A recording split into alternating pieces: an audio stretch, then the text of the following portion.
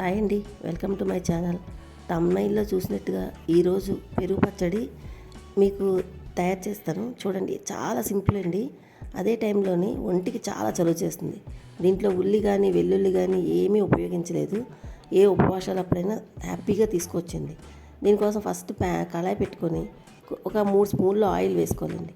వేసుకొని 1/3 కప్పు సగ్గుబియ్యం తీసుకోవాలండి, పెద్ద సగ్గుబియ్యం. ఇవి ఇప్పుడు నూనె బాగా ఎలా వేగిందో ఒకసారి కాగిన తర్వాత ఒక 2 గింజలు వేసుకొని చూసుకోండి. వేయగానే మనకి పువ్వుల్లాగా తేలిపోతాయి అన్నమాట, పువ్వులాగా విచ్చిపోతాయి సగ్గుబియ్యం.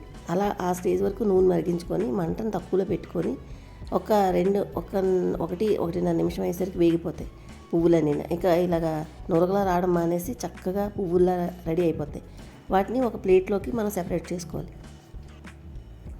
ఇలా సెపరేట్ చేసుకున్న తర్వాత అదే ఆయిల్లోని మనం తాలింపు పెట్టుకోవాలి. ఇది చూడండి, మీకు చూపిస్తాను.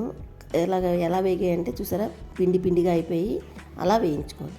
వేయించుకున్న తర్వాత అదే ఆయిల్లోని 1 స్పూను శనగపప్పు, పచ్చెనపప్పు, 1 స్పూన్ మినప్పప్పు, అలాగే 1 స్పూను అల్లం ముక్కలు, 2 స్పూన్లు పచ్చిమిరపకాయ ముక్కలు, నెక్స్ట్ కొంచెం కరివేపాకు, 1-2 ఎండుమిర్చి వేసి తాలింపు కొంచెం ఒకసారి కలుపుకున్న తర్వాత 1/2 స్పూను ఆవాలు, 1/2 స్పూను జీలకర్ర కూడా వేసుకోవాలండి. ఈ పోపు అంతా బాగా వేగిన తర్వాత మనం అర స్పూన్ జీలకర్ర, 1/2 స్పూన్ ఆవాలు వేసుకోవాలి. అలాగే చిటికెడు ఇంగువ కూడా వేసుకోండి. వేసుకొని ఈ పోపు అంతా బాగా వేయించుకోవాలండి.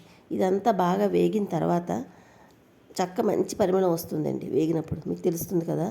అలాగ దోరగా వేగిన తర్వాత మనం కొంచెం పసుపు, ఎక్కువ అక్కర్లేదండి, చిటికెడు పసుపు, రుచికి సరిపడగా సాల్ట్ వేసుకొని తాలింపు అంతా బాగా వేయించుకోవాలండి. ఈ తాలింపు అంతా వేగిన తర్వాత 1/3 సగ్గుబియ్యానికి 1 ఫుల్ కప్పు పెరుగు తీసుకొని ఉండలు లేకుండా గట్టిగా కలిపేసుకోవాలండి. ఆ పెరుగు తీసి తాలింపులో వేసుకుని వెంటనే స్టవ్ ఆఫ్ చేసేసుకోవాలి. ఎక్కువసేపు ఉండకూడదు, పెరుగు ఉంటే విరిగిపోద్ది. స్టవ్ ఆఫ్ చేసుకుని మొత్తం కలుపుకున్న తర్వాత మనం ఆల్రెడీ ఫ్రై చేసుకున్నాం కదండి, వేయించుకున్నాం కదా, ఆ సగ్గుబియ్యం కూడా అందులో కలిపి ఇంకొకసారి కలుపుకున్న తర్వాత మనం చక్కగా ఈ సగ్గుబియ్యం పెరుగుని పీల్చేసుకుంటాయండి. ఇది చాలా చలువ చేస్తుంది ఒంటికి, చాలా క్విక్గా చేసుకోవచ్చు. మిక్సీతో పని లేదు. ఇంట్లో ఏమి కాయగూరలు లేనప్పుడు ఇలాగా తయారు చేసుకొని తింటే చాలా టేస్ట్గా ఉంటుంది. ఇది రైస్లోకి, చపాతీకి, టిఫిన్స్ ఏట్లకైనా కూడా కంఫర్ట్గానే ఉంటుందండి. చూశారు కదా, ఈ పెరుగు పచ్చడి, సగ్గుబియ్యంతో తయారు చేసే ఈ పెరుగు పచ్చడి మీరు ఎప్పుడు ట్రై చేయకపోతే ఒకసారి ట్రై చేసి చూడండి. మీకు ఎలా కుదిరిందో నాకు కామెంట్ చేయండి. ఇదేనండి ఈరోజు వీడియో. నా వీడియో మీకు ఎలా అనిపించిందండి? నచ్చితే ఒక్క లైక్ చేయండి. మరిన్ని మంచి వీడియోల కోసం సబ్స్క్రైబ్ చేసుకోండి. చాలా బాగుంటుందండి. Thank you for watching. Bye అండి.